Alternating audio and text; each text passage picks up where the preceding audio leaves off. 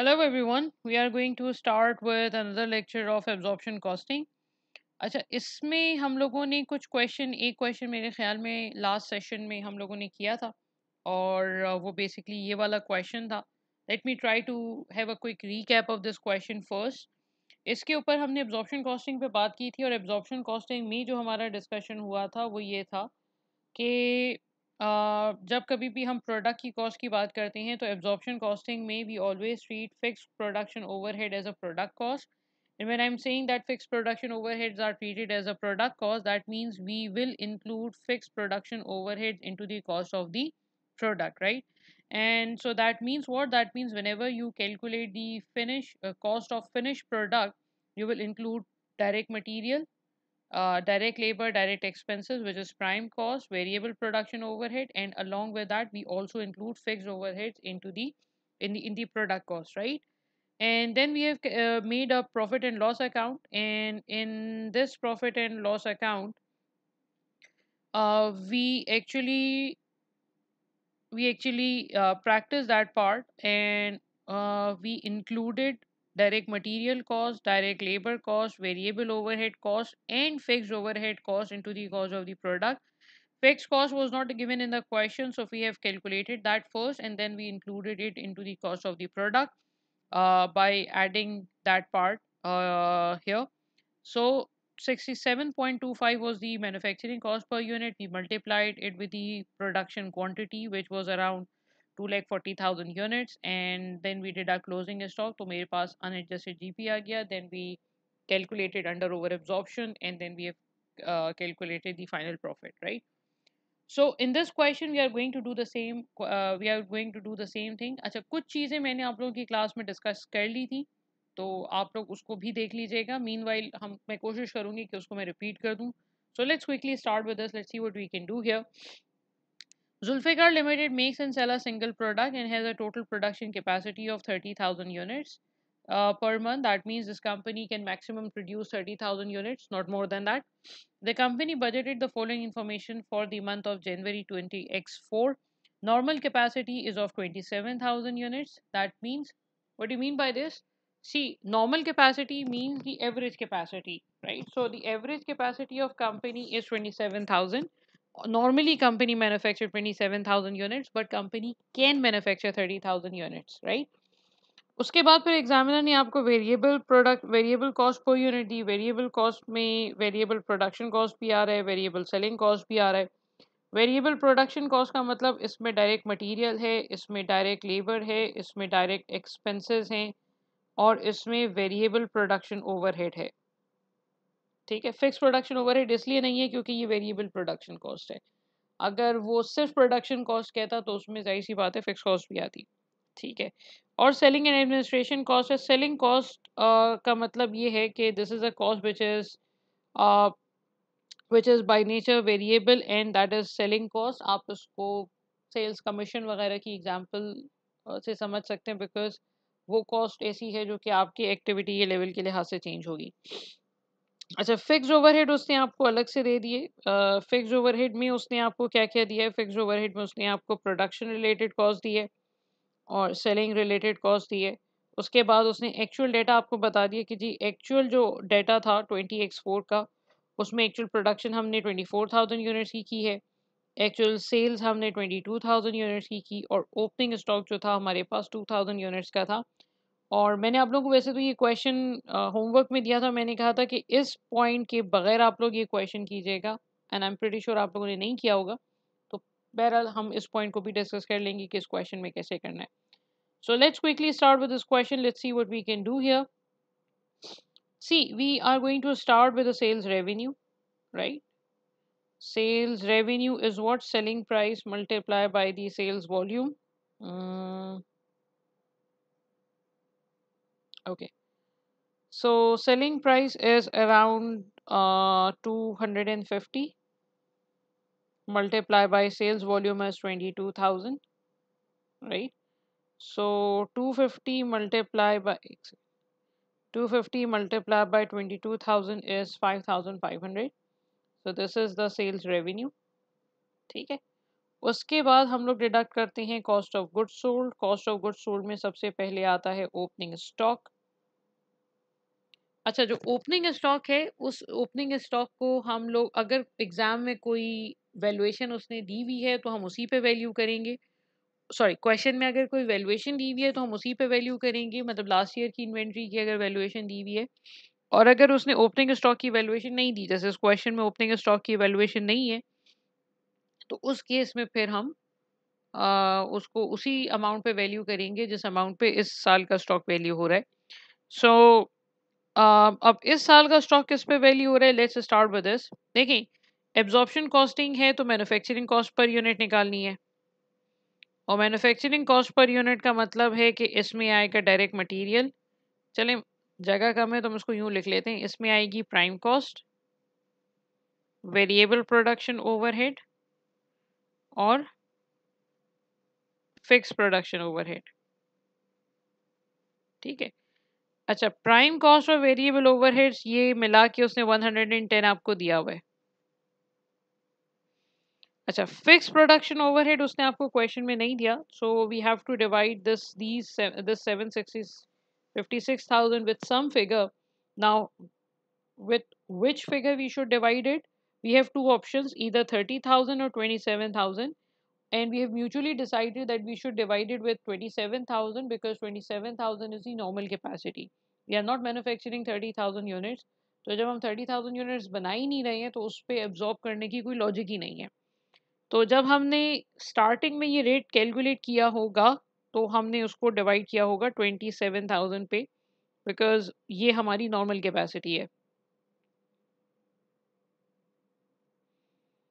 So this will be 756 divided by 27 is $28. So ये बनता है $138। तो ये आपकी मैन्युफैक्चरिंग कॉस्ट आ रही है पर यूनिट, जो नॉर्मल मैन्युफैक्चरिंग कॉस्ट है। ठीक है।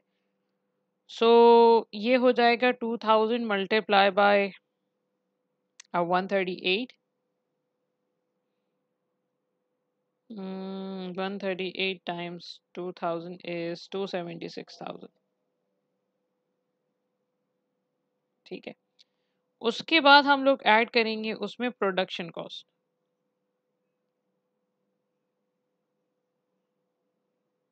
अच्छा, अब प्रोडक्शन कॉस्ट वैसे तो वैसे तो कंपनी ने 24,000 यूनिट्स मैन्युफैक्चर किए हैं, and we should value 24,000 at $138 per unit. But the problem is that variable overheads during the period exceeded budget by 120,000। जैसे बिजली के रेट्स बढ़ गए, किसी और चीज़ के रेट्स बढ़ गए, तो आपका जो एक्चुअल एक्सपेंडिचर है वो जो आपकी एक्सपेक्टेशन था उसके कंपैरेटिवली 120,000 बढ़ गया। तो अब इस 120,000 को हम किस तरीके से एडजस्ट करेंगे? दो ऑप्शंस हैं हमारे पास। या तो मैं 120,000 का जो एक्सेसिव एक्सपेंडिचर है उसको डिवाइड कर दूं किससे? 24,000 से। We can not divide it with 27,000 because 27,000 तो बजटेड था। So 120 divided by 24 is $5। ठीक है। तो इसमें मैं ₹5 अलग से ऐड करके ये हो जाएगा 143। या तो मैं ऐसे कर लूँ, या मैं टोटल प्रोडक्शन कॉस्ट 138 पे कैलकुलेट करके और उसमें 120,000 ऐड कर दूँ। Both means the same. So 143 multiply by how many units produced by the company? 24,000. So 24,000 multiplied by 143 is 2432।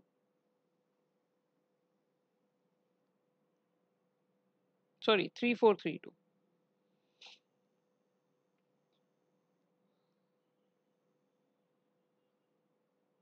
ठीक है। अच्छा, minus closing stock. Closing stock जो है वो आपके पास इस वक्त कितने यूनिट्स का है? अच्छा, क्लोजिंग स्टॉक अपेरेंटली तो हमें नजर आ रहा है 2000 यूनिट्स का है, बट एक्चुअली 2000 यूनिट्स नहीं है। देखें, आपके पास ओपनिंग स्टॉक था 2000 का। ठीक है।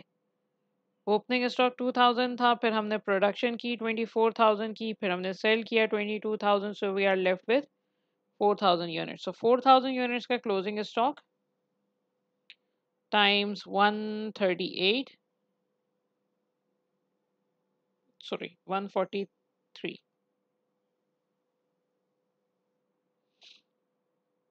So 143 times 4,000 is 572.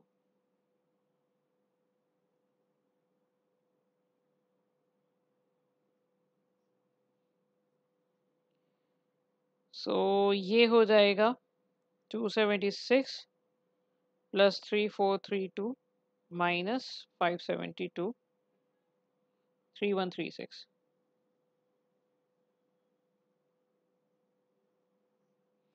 And this will give you unadjusted GP. ठीक है, एक सेकेंड.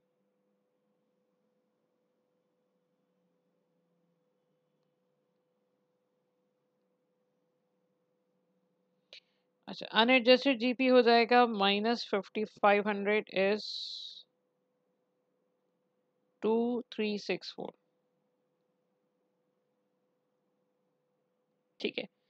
अच्छा, अब यहाँ पे मुझसे चूंकि दो सेक्शंस में बच्चों ने क्वेश्चन किया था, तो मे भी आप लोगों के जहन में एक बात आ रही हो, वो ये कि हम लोगों ने इस $5 का जो एक्सपेंडिचर है, एक्स्ट्रा एक्सपेंडिचर है, इसको हम लोगों ने ओपनिंग स्टॉक में क्यों एडजस्ट नहीं किया? बिकॉज ओपनिंग स्टॉक तो लास्ट ईयर का स्टॉक था ना, उसका तो इस साल से कोई ताल्लुक ही नहीं है. सो इस साल की जो एक्स्ट्रा कॉस्ट है, that has to be adjusted in the inventory of this year, not the previous year, right? Acha, now we'll move towards the calculation of under or over absorption. Acha, under over absorption में we usually start with the absorb overhead.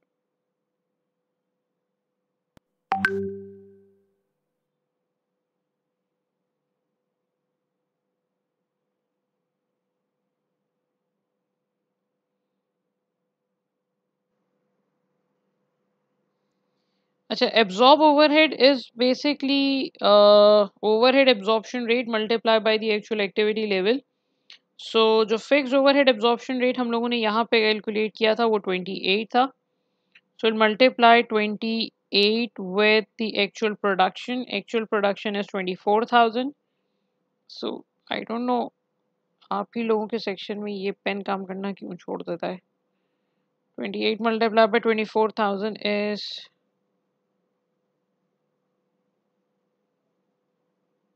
672,000. ठीक है, minus actual overheads. Actual overheads जो हैं वो हो जाएंगे. अच्छा, अब एक्चुअल ओवरहेड्स उसने क्वेश्चन में दिया हुआ नहीं है.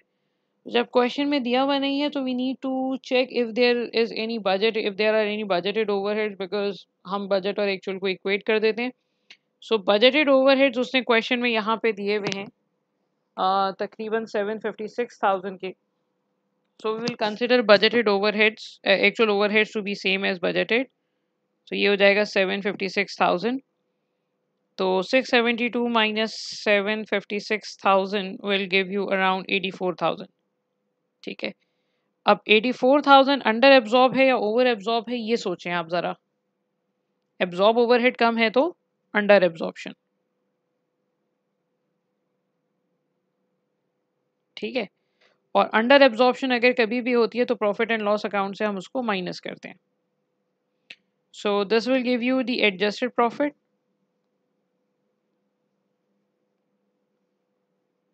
ठीक है, सो 2364 माइनस 84 इज 2280. ठीक है, अब जो सेलिंग एडमिनिस्ट्रेशन ओवरहेड्स वगैरह है वो माइनस कर देंगे हम. सेलिंग ओवरहेड्स में variable selling overheads are 25 per unit. So 25 will be multiplied with the actual sales volume, which is 22,000. So 25 multiplied by 2,000 is 50. Oops, sorry. 25 multiplied by 22,000. Sorry. 5,50,000. ये minus होगा. और इसमें फिक्स्ड ओवरहेड्स जो हैं, fixed overheads are around 504,000. ये तो 504,000 ये भी माइनस होगा, तो ये आपको दे देगा प्रॉफिट अंडर एब्जॉर्प्शन कॉस्टिंग। ठीक है भाई। सो 2280 माइनस 550 माइनस 504, ये बनता है 1226। ठीक है, तो ये एक छोटा सा क्वेश्चन था जो कि मुझे करवाना था एब्जॉर्प्शन कॉस्टिंग में।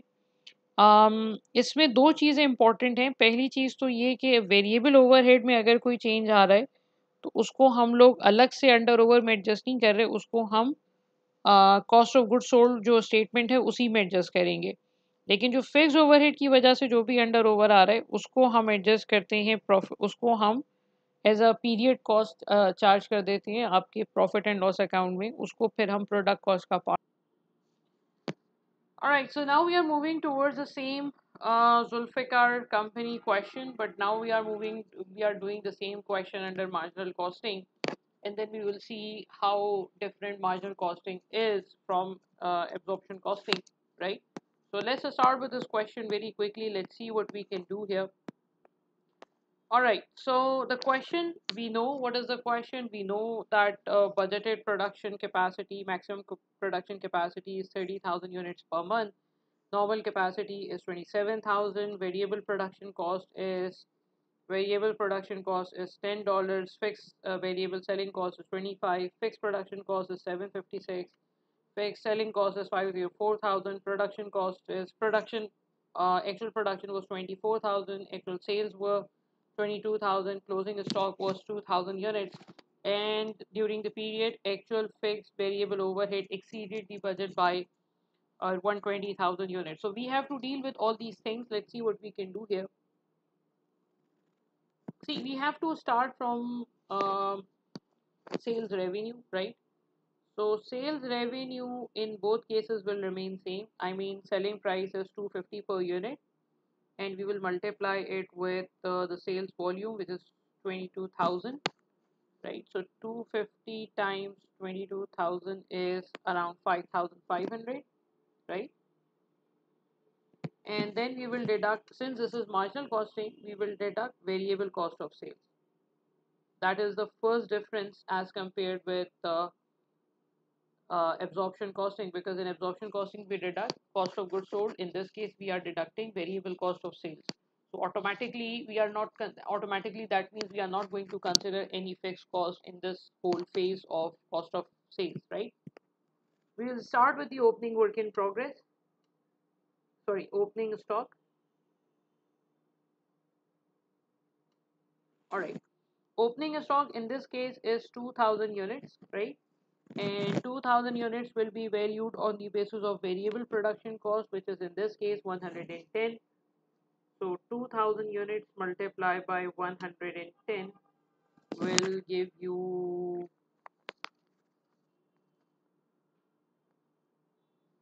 2,20,000.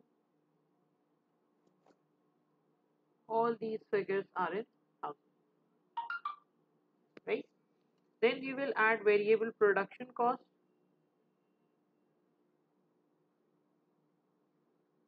Variable production cost means the company actually manufactured 24,000 units, right?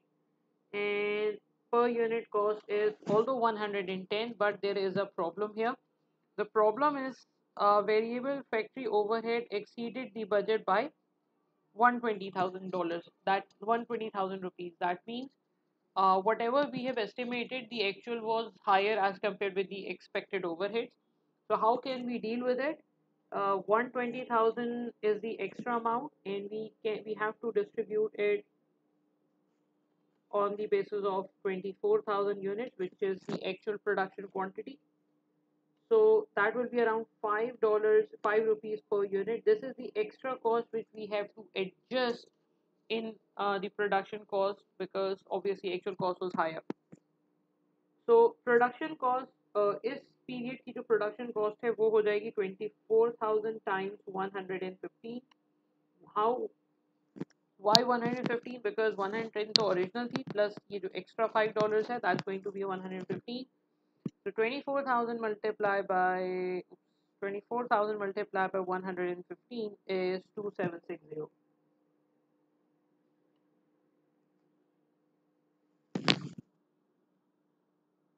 and then we will deduct closing stock.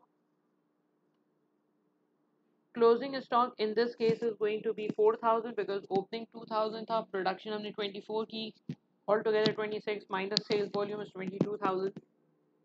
तो 4000 यूनिट्स का क्लोजिंग स्टॉक है, वो भी 115 पे ही वैल्यू होगा. तो 115 multiplied by 4000 is 460.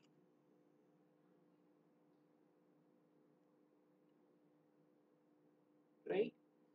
तो इसका मतलब ये हुआ कि हमारी जो cost of variable cost of production related variable cost of sales जो है वो हो जाएगी 220 प्लस 2760 प्लस सॉरी माइनस 460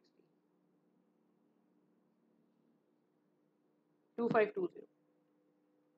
अच्छा, ये जो 2520 है ये क्या रिप्रेजेंट कर रहा है? ये रिप्रेजेंट कर रहा है कि भाई प्रोडक्शन रिलेटेड जो वेरिएबल कॉस्ट ऑफ सेल्स है वो 2520 है. यानी जितनी यूनिट्स हमने सेल किए हैं उन यूनिट्स को सेल करने में जो मैन्युफैक्चरिंग कॉस्ट लगी है वो ये है. लेकिन हमने मार्जिनल कॉस्टिंग में देखा था कि यहाँ पे वेरिएबल सेलिंग कॉस्ट भी हम ऐड करते हैं. तो वेरिएबल सेलिंग कॉस्ट पे कितनी हो जाएगी? वेरिएबल सेलिंग कॉस्ट हो जाएगी 25 per unit multiply by sales volume, which is 22,000.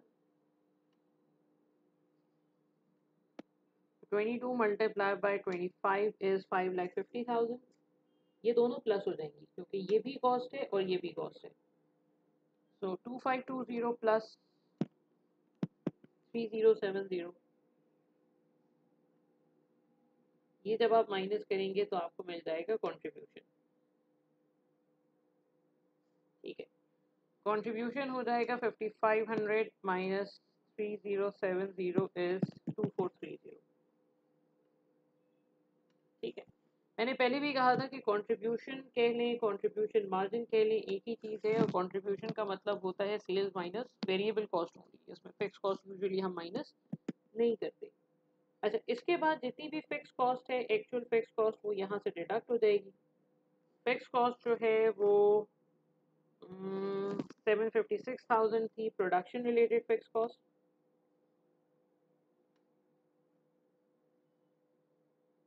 और सेल से रिलेटेड जो फिक्स कॉस्ट है वो है 504,000. तो ये आ जाएगा प्रॉफिट अंडर मार्जिनल कॉस्टिंग.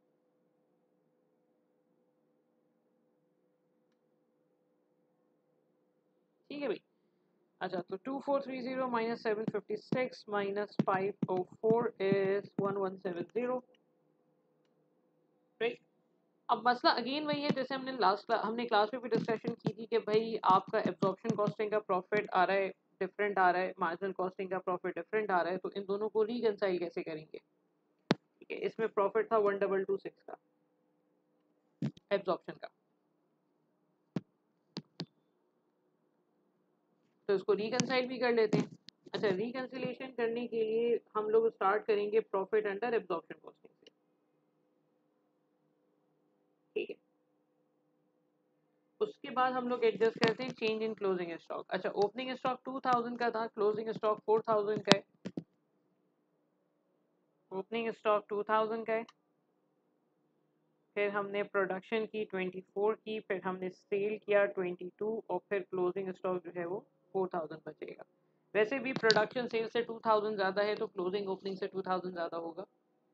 तो इंक्रीज इन क्लोजिंग स्टॉक, और इंक्रीज इन क्लोजिंग स्टॉक होता है तो माइनस करते हैं. यूनिट्स कितने? यूनिट्स है 2000 multiply by fixed overhead absorption rate. Fixed overhead absorption rate हमने एब्जॉर्प्शन में कैलकुलेट किया था 28. ये रहा.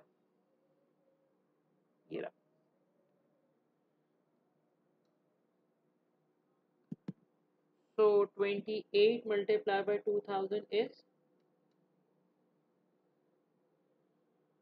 56,000. ये आपको देगा प्रॉफिट अंडर मार्जिनल कॉस्टिंग.